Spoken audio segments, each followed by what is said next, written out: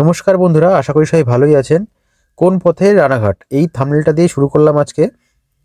কারণ হচ্ছে এই NH-12 এর উপরে রানাঘাট যে রেলগেটটা আছে ৫ নম্বর রেলগেট, সেটা এখন মানুষের সবার একই প্রশ্ন।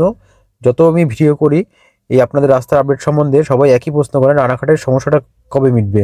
কেউ ভিডিও করছেন ইউটিউবে, দেখছি যারা বলছেন রানাঘাট রেলগেটকে বাদ দিয়ে HTTK রোড ধরে উত্তরবঙ্গে যাওয়ার জন্য ভালো রাস্তা হবে।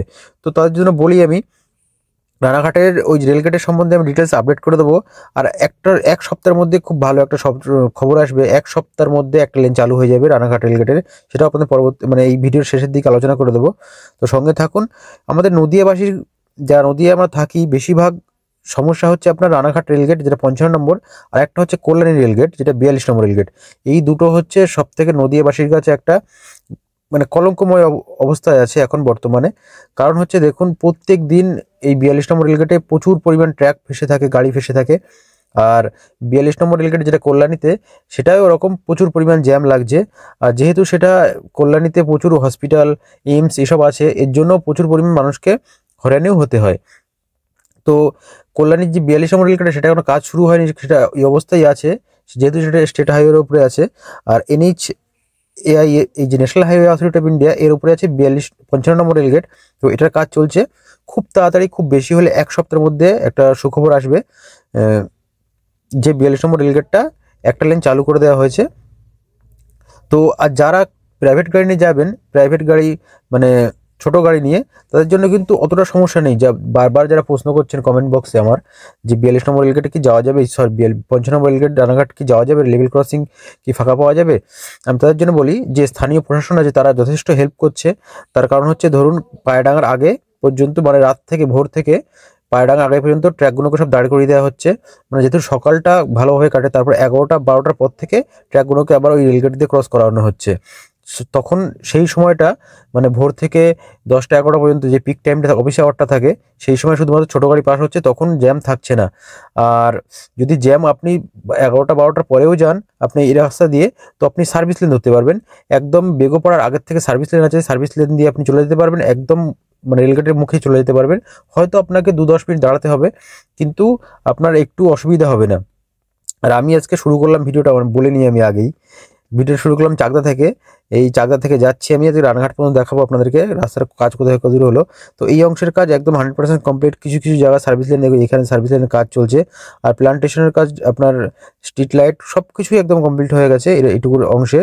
একদম কথা বলতে বলতে প্রায় অনেক দূর চলে এসেছি, পায়রাডাঙ্গার কাছাকাছি চলে এসেছি। আপনাদের দেখাবো যে কোন জায়গাটা ট্র্যাকগুলোকে আটকে দেওয়া হচ্ছে।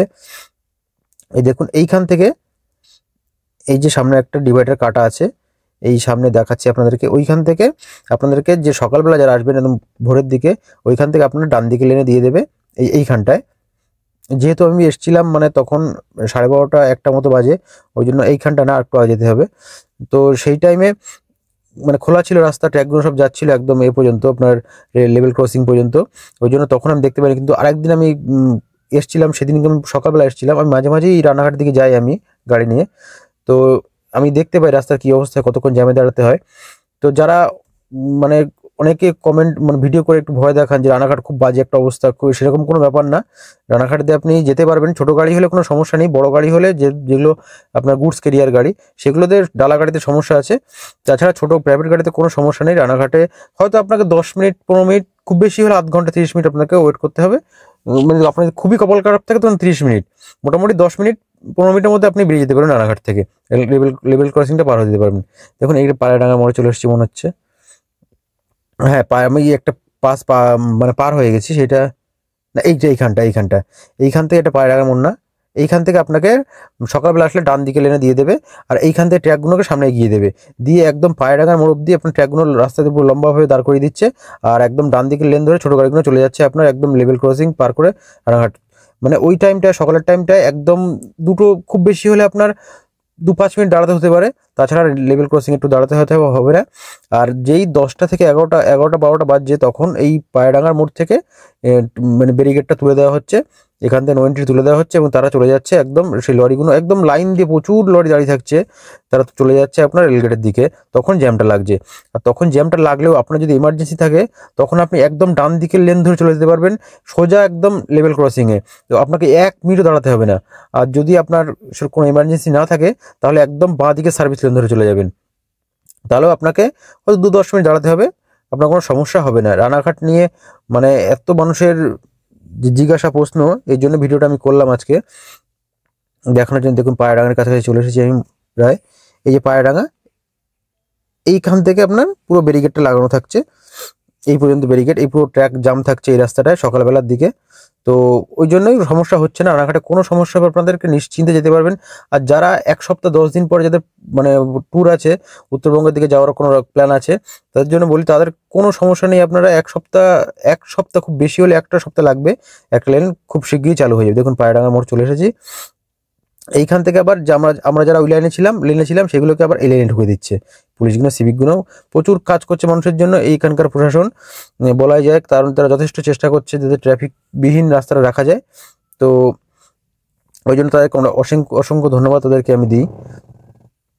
এই দেখুন এবারে আমি পার হয়ে গেলাম আপনার পায়রাডাঙ্গার যে মোড়টা। আমিও আজকেও জামে পড়েছিলাম, এই যে গেছিলাম যেদিনকে আমি, মানে এটা হচ্ছে আপনার 3 তারিখের ভিডিও, আপনার 5 তারিখ দেখছেন। তো আমি এদিন গেছিলাম, এদিনও জ্যামে পড়েছিলাম আমি, আমার ভুলের জন্য আমি জ্যামে পড়েছি, সেটা বলবো আপনাদেরকে। আগে চলুন, মানে আমার সামনে একটা ট্র্যাক ছিল, সেই ট্র্যাকটাকে সিভিকটা ওই মেন লেনে রাখতে বলছে, এক্সপ্রেস লেনে রাখতে বলছে। আমি ভেবেছি আমাকেও বলছে সার্ভিস লেনে ঢুকিও না, তারপরে আমি মেন লেন যেটা এক্সপ্রেস লেন সেটা ঢুকিয়ে দিয়েছি আগে। তখন দেখি যে পুরো জ্যাম রাস্তা। তো আমার অনেকে বললো, অনেক ট্র্যাক যারা চালাচ্ছে তারা বললো যে আপনি তো ওই সার্ভিস লেন যেতে পারতেন।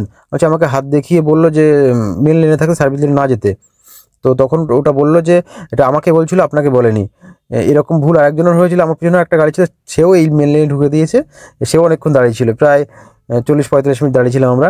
ট্র্যাকগুলো অনেকক্ষণ দাঁড়িয়ে থাকছে, প্রায় 40-45 মিনিট 50 মিনিট দাঁড়িয়ে থাকছে, ওয়েট করার পরে রানাঘাট পার করতে পারছে। আর রানাঘাট পার হয়ে গেলে আপনাদেরকে কৃষ্ণনগর পর্যন্ত, মানে যেদিকেই যান আপনারা, কৃষ্ণনগর যান, বহরমপুর যান, আর দিনাজপুর, মালদা, যেখানেই যান আর কোনো সমস্যা নেই, একদম স্মুথলি চলে যেতে পারবেন। শুধু সমস্যাটা তো হচ্ছে এই রানাঘাটটাই হচ্ছে, তবে ছোটো গাড়ির জন্য না, সেটা বড় গাড়ির জন্য। এই দেখুন সামনের থেকেই বেগপড়া মোড়টা পার হলেই দেখুন জ্যাম, লরি দাঁড়িয়ে আছে সব। আর আপনারা কোন সার্ভিস লেনটা ধরবেন আপনাদেরকে সেটাও দেখিয়ে দিচ্ছি ভিডিওতে। এই সামনে সেই সার্ভিস লেন একটা বাঁ দিকে ঢুকে যাচ্ছে, সেইটা ধরবেন আপনারা। ছোটো গাড়িতে কোনো আপনাকে আটকাবে না, সিভিক দাঁড়িয়ে আছে, কিন্তু বড়ো গাড়িগুলো সার্ভিস লেনে ঢুকতে দেবে না, এটা হচ্ছে মেন কথা। এই দেখুন একদম বাঁ দিক থেকে সার্ভিস লেন চালু হচ্ছে। এই ট্র্যাকটাকে এই দেখুন ওই যে সিভিকটা, এই যে এখান থেকে আপনার সার্ভিস লেনে ঢুকে গেলেন আপনি।